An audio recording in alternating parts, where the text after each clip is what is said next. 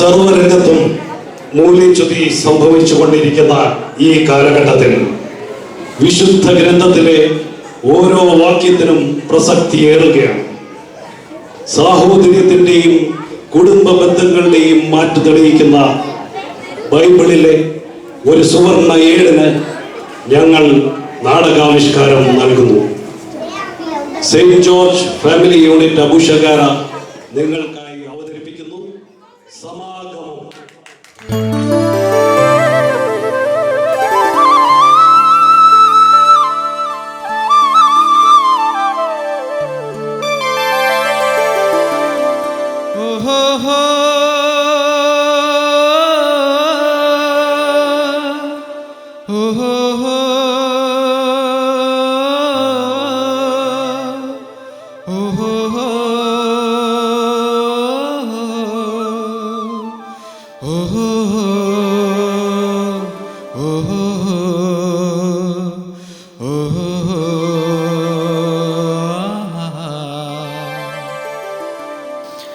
ഈ ലോകക്കാഴ്ചകൾ എത്ര മനോഹരം, ഈ രാഗഗാനം എന്തൊരു മധുരം.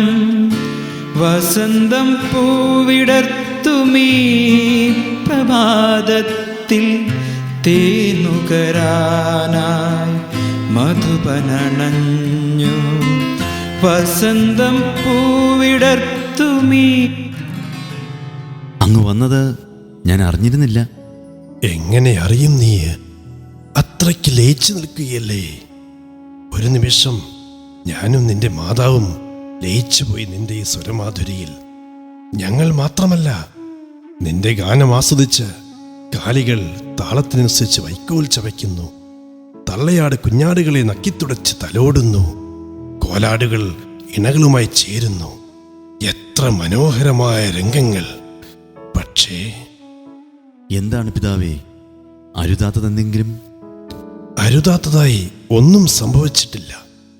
നിനക്കിനിയും കണ്ഠശുദ്ധി കൈവരാനുണ്ട്. ഒലിവിലയുടെ സത്തെടുത്ത് കഴിച്ച് നിന്റെ കണ്ഠത്തിന് ശുദ്ധി കൈവരുത്തുക. എൻ്റെ 12 മക്കളിൽ കർത്താവ് ഏറ്റവും അധികം അനുഗ്രഹിച്ചിരിക്കുന്നത് നിന്നെയാണ് മകനെ. നിനക്ക് ലഭിച്ചിരിക്കുന്ന ദൈവിക ദാനങ്ങൾ ഒന്നും രണ്ടുമല്ല, അനവധിയാണ്. മകനെ, നിന്റെ കഴിവുകളിൽ ഞാനും നിന്റെ പിതാവും മാത്രമല്ല, നമ്മുടെ കുടുംബവും പരിവാരങ്ങളും എല്ലാം അഭിമാനം കൊള്ളുന്നു. പക്ഷേ നിന്റെ ജ്യേഷ്ഠന്മാർ, അവരെക്കുറിച്ച് ഓർക്കുമ്പോൾ അമ്മയുടെ ഹൃദയം നുറുങ്ങുകയാണ് മകനെ. ഇങ്ങനെയും കുറെ മക്കൾ, റൂബനും ശിമയോനും ലെവിയും യൂദായും ഇസാക്കറും സെബുലോണും, എല്ലാം എല്ലാം ശരിയാണ്. അവരെ കാരണം അങ്ങേക്ക് തലയുയർത്തി നടക്കാൻ പറ്റാത്ത അവസ്ഥയായി. അക്രമവും കൊലയും കൊള്ളിവയ്പും അവർ സ്ഥിരം തൊഴിലാക്കി മാറ്റിയിരിക്കുന്നു. മദ്യപിച്ച് മതോന്മത്തരായി സദാ നേരവും തെരുവീഥികളിലൂടെ പുലഭ്യം പറഞ്ഞ് നടക്കുന്നു. അഭിസാരികമാരുടെ ഭവനങ്ങളിൽ അവർ അന്തി ഉറങ്ങുന്നു. പരിച്ഛേദന കർമ്മം കഴിഞ്ഞ് വേദന പൂണ്ടിരുന്ന ഹമോറിനെയും മകൻ ഷേഖേനെയും അവർ വാളിനിരയാക്കി. അവരുടെ വസ്തുവകകൾ അവർ കൊള്ളയടിച്ചു. ദീനയെ അപമാനിച്ചുവെങ്കിൽ ഷെഖേം അവളെ വിവാഹം കഴിക്കുവാൻ തയ്യാറായിരുന്നു. എന്നിട്ടും എന്തിനീ ക്രൂരത? എന്തിനു വേണ്ടി? ആർക്കു വേണ്ടി? ഇങ്ങനെ തുടരുകയെങ്കിൽ ദൈവകോപത്തിനിരയായി നാമും നമ്മുടെ കുലവും നശിക്കും. നിർത്തൂ, നിന്റെ വാക്കുകൾ എന്നെ മുറിപ്പെടുത്തുന്നു. മക്കളെ എന്നും സ്നേഹിച്ചിട്ട് മാത്രമുള്ള ഈ മാതാവിനത് താങ്ങുവാൻ കഴിയില്ല. മകനെ ജോസഫ്, നീ പറഞ്ഞതൊക്കെ യാഥാർത്ഥ്യമാണ്. എങ്കിലും വാചാലനാകുമ്പോൾ അവർ നിന്റെ ജ്യേഷ്ഠന്മാരാണെന്ന കാര്യം നീ മറക്കരുത്. മാതാപിതാക്കളായ ഞങ്ങൾക്ക് മക്കളെല്ലാം ഒരുപോലെയാണ്. തെറ്റ് ചെയ്തതുകൊണ്ട് മാത്രം അവരെ തള്ളിക്കളയാൻ ഞങ്ങൾക്കാവില്ല. എൻ്റെ വാക്കുകൾ അങ്ങേ മുറിപ്പെടുത്തിയെങ്കിൽ ഈ മകനെ അവിടുന്ന് ശിക്ഷിച്ചോളൂ. ഈ ഭവനത്തിൽ നിന്നും എന്നെ എന്നേക്കുമായി ആട്ടി പുറത്താക്കിക്കൊള്ളൂ. സർവരാലും ആദരിക്കപ്പെടുന്ന അങ്ങേക്ക്, ദൈവദൂതനുമായി മൽപിടുത്തത്തിൽ ജയിച്ച ഇസ്രായേൽ എന്ന് നാമകരണം ചെയ്യപ്പെട്ട അങ്ങേക്ക്, സ്വന്തം രക്തത്തിൽ പിറന്ന പുത്രന്മാരാൽ തന്നെ അപമാനിതനാക്കേണ്ടി വരുമെന്നതോർത്തപ്പോൾ ഞാനൊരു നിമിഷം എന്നെ മറന്നു. ഛായ്, യാക്കോബിന്റെ പ്രിയപുത്രൻ കരയുകയോ? ഒരിക്കലും അരുത്. ഇത്ര നിസ്സാരമായ കാര്യങ്ങൾക്ക് കണ്ണുനീർ പൊഴിക്കാൻ പാടില്ല. സമചിത്തത അതൊരിക്കലും നീ കൈവിടരുത്. ഷെക്കേം താഴ്വരകളിലേക്ക് ആടുകളെ മേയ്ക്കാൻ പോയിരിക്കുന്ന നിന്റെ സഹോദരന്മാരെക്കുറിച്ച് വിവരമൊന്നുമില്ലല്ലോ. അവരെക്കുറിച്ച് അറിയാൻ എനിക്ക് തിടുക്കമായി. ശരിയാണ്, അവർ പോയിട്ട് ദിനം 2 കഴിഞ്ഞു. മകനെ, നീ അവിടം വരെ പോയി അവരെക്കുറിച്ച് അന്വേഷിച്ചു വരിക. പോകുമ്പോൾ അവർക്കായി വീഞ്ഞും പഴങ്ങളും കൂടി കരുതുക. ദുർഘടം പിടിച്ച പാതയാണ്. പാതുകങ്ങൾ അണിയാൻ മറക്കേണ്ട. ഞാനിതാ പുറപ്പെടുകയായി പിതാവേ.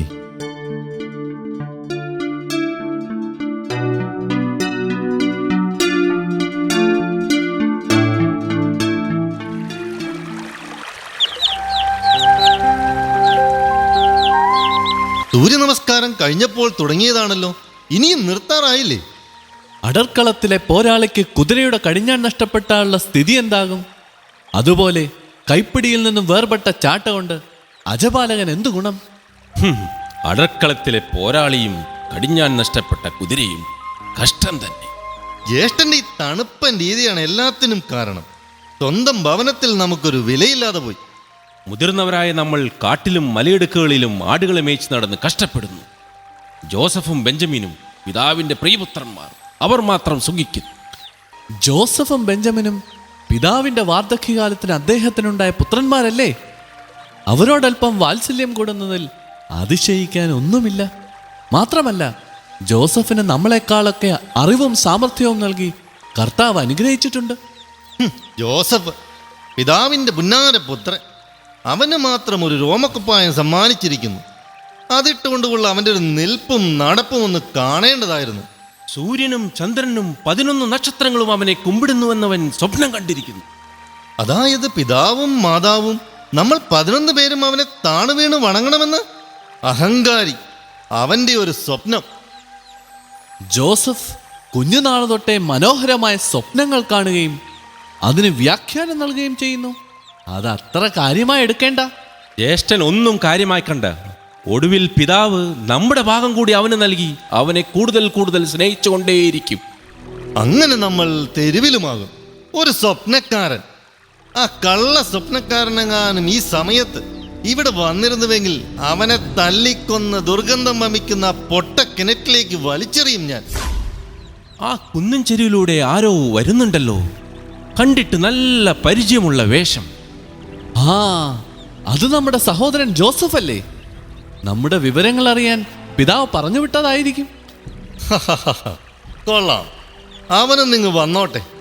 വീഞ്ഞു കുടിച്ച് മതോന്മത്തരായിരിക്കുന്ന മറ്റുള്ളവരുടെ അടുത്തേക്ക് അവനെ പറഞ്ഞു വിട്ടാൽ അവരവനെ പിച്ചി ചീന്തി വേട്ടനായ്ക്കൾക്ക് ഇട്ടുകൊടുക്കും. അരുത്, അങ്ങനെയൊന്നും ചെയ്യരുത്. അവൻ നമ്മുടെ സഹോദരനല്ലേ? ഒരു സഹോദരൻ, കള്ളസ്വപ്നക്കാരൻ സഹോദരൻ.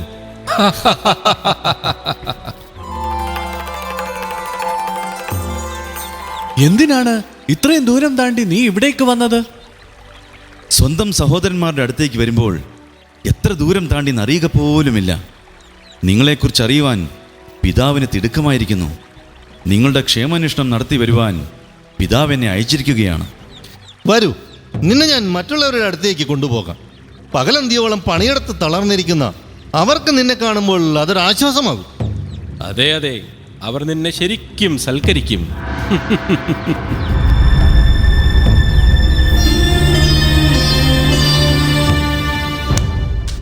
അയ്യോ അരുത്, അരുത്, എന്നെ കൊല്ലരുത്. ഞാൻ നിങ്ങളുടെ സഹോദരനല്ലേ, എന്നെ കൊല്ലരുത്. അയ്യോ,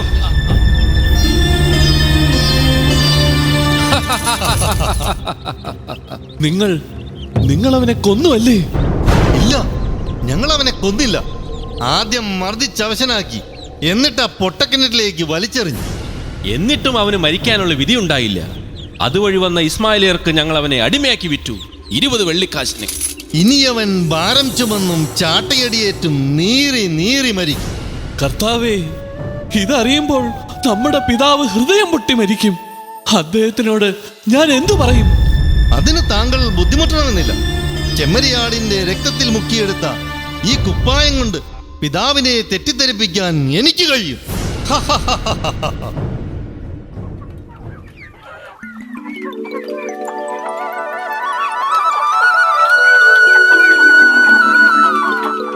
ആടുകളെ മേയ്ക്കാൻ പോയവരെയും അവരെ അന്വേഷിച്ചു പോയവരെയും കുറിച്ച് വിവരമൊന്നുമില്ലല്ലോ. ഉത്തരവാദിത്വമില്ലാത്ത കൂട്ടങ്ങൾ. അങ്ങേക്കിപ്പോൾ പഴയതുപോലെ കേൾവിശക്തി ഇല്ലെന്നാ തോന്നുന്നത്. ആടുമാടുകളുടെ ശബ്ദമല്ലേ കേൾക്കുന്നത്? അവരിങ്ങ് എത്തിക്കഴിഞ്ഞു.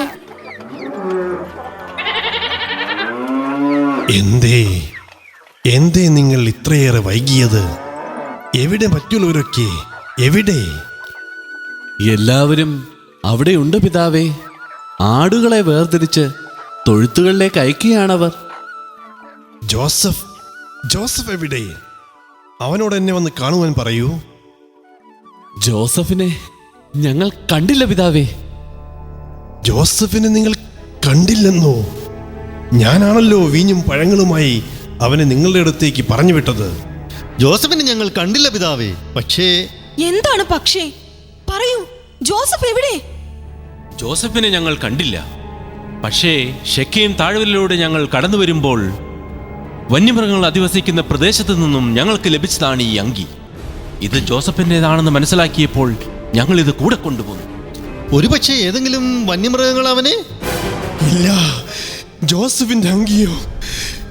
ഇല്ല, അത് ജോസഫിന്റെ അങ്കി ആയിരിക്കില്ല. ഇല്ല, എന്റെ മകൻ ഒന്നും സംഭവിച്ചിട്ടില്ല. ഇല്ല, ജോസഫിനൊന്നും സംഭവിച്ചിട്ടില്ല. എന്റെ മകൻ ഒന്നും സംഭവിച്ചിട്ടില്ല. അതെ, ഇതെന്റെ മകൻ ജോസഫിൻ്റെതാണ്. കൊയ്ത്തുത്സവത്തിന് ഞാൻ അവന് സമ്മാനിച്ച രോമക്കുപ്പായം. എന്റെ മകനെ കാരുണ്യവാനായ കർത്താവേ, അവിടുന്ന് പരീക്ഷിക്കുകയാണോ? പിതാവേ, എന്റെ പ്രിയപുത്രനെ എനിക്ക് തിരിച്ചു നൽകൂ.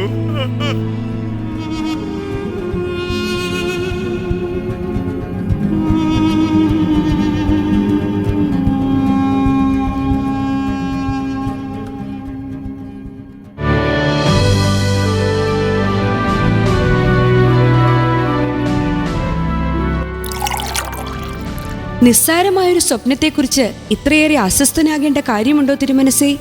കഴിഞ്ഞ രാത്രിയിൽ അങ്ങൊരു നാഴിക പോലും തികച്ചുറങ്ങിയിട്ടില്ല. നാം കണ്ട ആ സ്വപ്നത്തെ എങ്ങനെ നിസ്സാരമായി തള്ളിക്കളയാൻ നമുക്കാവില്ല. ദിനരാത്രങ്ങളായി നമ്മുടെ മനസ്സിനെ അലട്ടിക്കൊണ്ടിരിക്കുന്ന ഒരു അഴിയ കുരുക്കാണത്. അങ്ങ് ആകുലചിത്തനായി കഴിയുന്ന കണ്ടിരിക്കാനുള്ള മനഃശക്തി എനിക്കില്ല തമ്പുരാനെ. കൊട്ടാരവാസികളും പ്രജകളുമെല്ലാം ഒന്നുപോലെ ആശങ്കാകുലരാണ്. സർവ്വസൈന്യാധിപനായ പോത്തിഫർ രാജതന്ത്രജ്ഞരുമായി തിരക്കിട്ട ചർച്ചകളിലാണ്. പോത്തിഫറിന്റെ പത്നി ആശ്വാസവാക്കുകൾ ഓതിക്കൊണ്ട് എന്നോടൊപ്പം അന്തഃപുരത്തിൽ തന്നെയുണ്ടായിരുന്നു. എവിടെ പോത്തിഫർ? നമ്മെ വന്ന് മുഖം കാണിക്കുവാൻ പറയൂ. ഉത്തരവ് പോലെ. പോത്തിഫർ, താങ്കൾ പടകുടീരങ്ങളിലായിരിക്കുമെന്ന് നാം കരുതി. അങ്ങയുടെ വിഷമവൃത്തത്തിന് പരിഹാരം കാണാതെ പടകുടീരങ്ങളിൽ സന്ദർശനം നടത്തുന്നത് ഉചിതമല്ല എന്ന് നാം മനസ്സിലാക്കുന്നു. പോത്തിഫർ കുടുംബത്തിന്റെ ആത്മാർത്ഥതയും അർപ്പണബോധവും ശ്ലാഘനീയം തന്നെ. ഈ രാജ്യത്തിന്റെ പരമാധികാരിയായ അങ്ങയുടെ സേവകർ മാത്രമാണ് തിരുമനസ്സേ ഞങ്ങൾ. നമ്മുടെ സ്വപ്നത്തിന്റെ പൊരുളെന്തെന്ന് വ്യാഖ്യാനിക്കുവാൻ തക്ക ജ്ഞാനമുള്ളവരാരും ഈ രാജ്യത്തില്ലെന്നാണോ? ഈജിപ്തിലെയും പ്രാന്തപ്രദേശങ്ങളിലെയും എല്ലാ തത്വചിന്തകന്മാരും പണ്ഡിത ശ്രേഷ്ഠന്മാരും അങ്ങയുടെ സ്വപ്നം വ്യാഖ്യാനിച്ച് പരാജയപ്പെട്ടു കഴിഞ്ഞിരിക്കുന്നു. ഇനി ബുദ്ധികൂർമ്മതയ്ക്കും രാജ്യതന്ത്രജ്ഞതയ്ക്കും പേരുകെട്ട ഈജിപ്ഷ്യൻ പൗരന്മാർക്കാർക്കും നമ്മുടെ ഈ കൊച്ചു സ്വപ്നത്തിന്റെ പൊരുളെന്തെന്ന് വ്യാഖ്യാനിക്കുവാൻ കഴിയുന്നില്ലേ? ഛായ്, ലജ്ജാകരം. പഴകിയ വീഞ്ഞിന്റെ ലഹരിയിൽ പ്രിയതമയുമായി പള്ളിയറയിൽ അന്തിയുറങ്ങുമ്പോൾ ഞാനും കാണാറുണ്ട് സ്വപ്നങ്ങൾ. കഴുകന്റെ തലയോടുകൂടിയ സൂര്യദേവനായ റായുടെ ചിത്രം ആലേഖനം ചെയ്ത കൊടിക്കൂറകൾ ഉയർന്നു പൊങ്ങുന്നു. തകർന്നു വീഴുന്ന രഥചക്രങ്ങൾ, മിന്നിത്തിളങ്ങുന്ന വാൾത്തളകൾ, ഛേദിക്കപ്പെട്ട ശിരസ്സുകൾ, ഉയർന്നു പൊങ്ങുന്ന പൊടിപടലങ്ങൾ, അംഗഭംഗമേറ്റ് മരണത്തെ കാത്തുകിടക്കുന്നവരുടെ ധീരരോദനം. ഒടുവിൽ വിജയശ്രീ ലാളിതനായി മടങ്ങി വരുമ്പോൾ കോട്ടവാതുക്കൽ അങ്കനമാരുടെ പുഷ്പവൃഷ്ടി.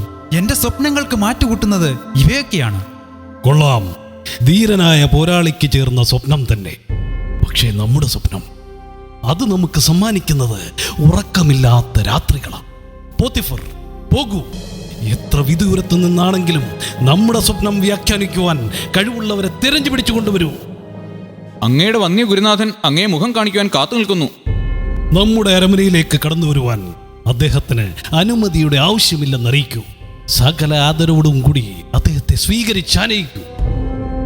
പോത്തിഫർ, താങ്കൾ പോകാൻ വരട്ടെ. എന്നും വിഷമഘട്ടങ്ങളിൽ നമ്മെ സഹായിച്ചിട്ടുള്ളത് നമ്മുടെ ഗുരുനാഥൻ മാത്രമാണ്. അദ്ദേഹത്തിന് എന്താണ് പറയാനുള്ളതെന്നും കൂടി കേൾക്കാം. വന്ധ്യഗുരുവിന് ഈ അരുമശിഷ്യന്റെ വന്ദനങ്ങൾ. ഒരു സ്വപ്നത്തിന്റെ പൊരുൾ തേടി അലഞ്ഞ് മനസ്സമാധാനം നഷ്ടപ്പെട്ടിരിക്കുന്ന നമ്മെ ഈ ഘട്ടത്തിൽ സന്ദർശിക്കുവാൻ സന്മനസ് കാട്ടിയ അങ്ങേക്ക് ഈ വിശ്വത്തിലെ ഏറ്റവും വിലപിടിപ്പുള്ള ഉപഹാരങ്ങൾ നൽകിയാലും മതിയാവുകയില്ല.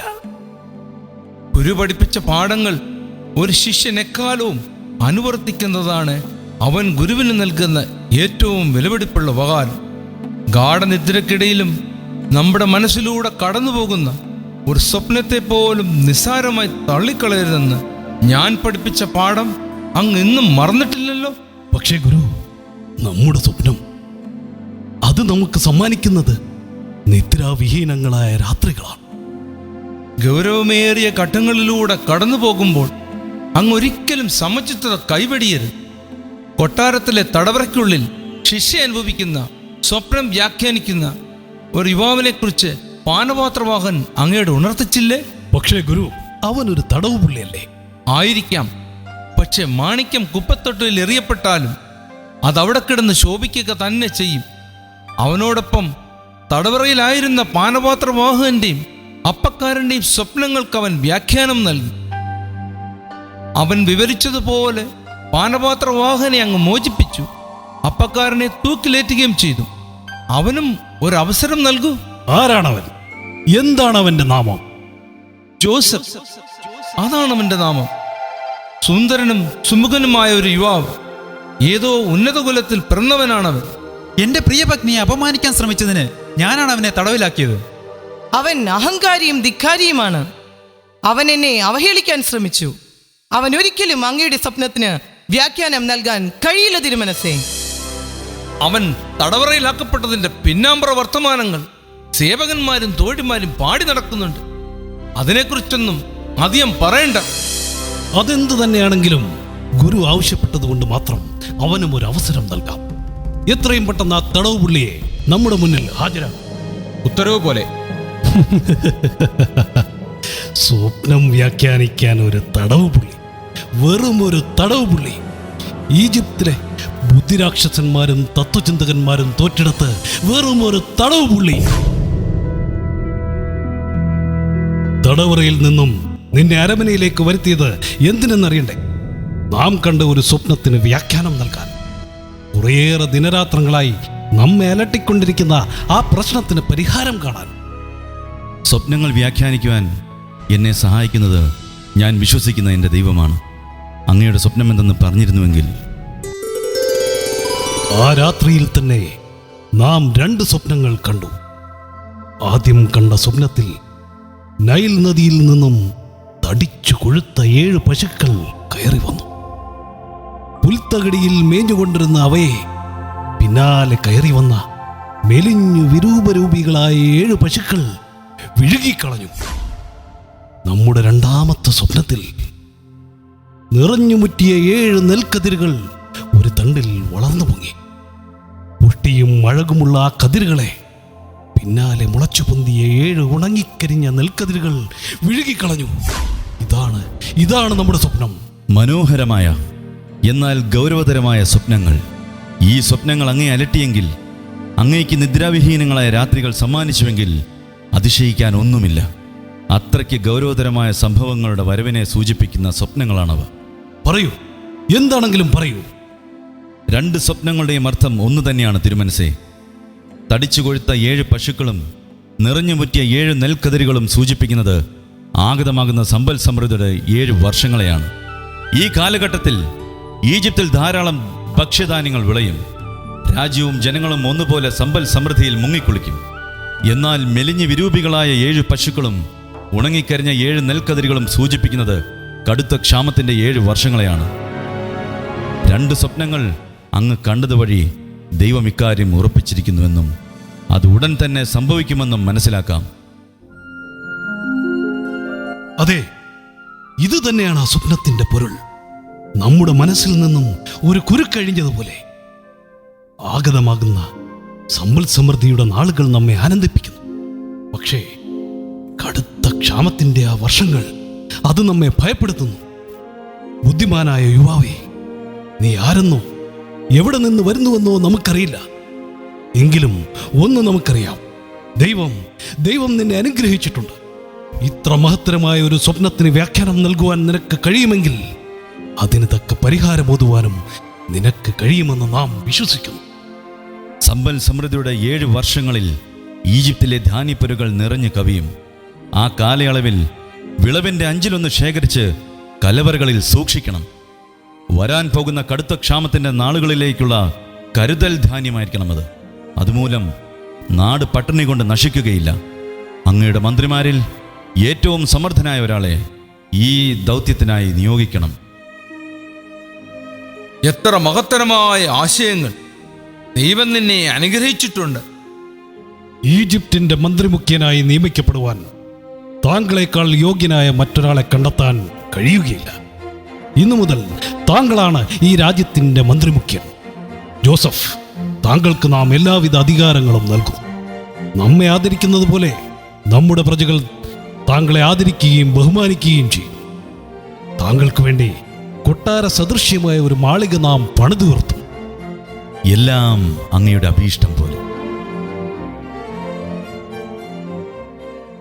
എല്ലാവരും വരിവരിയായി മുന്നോട്ട് വരിക.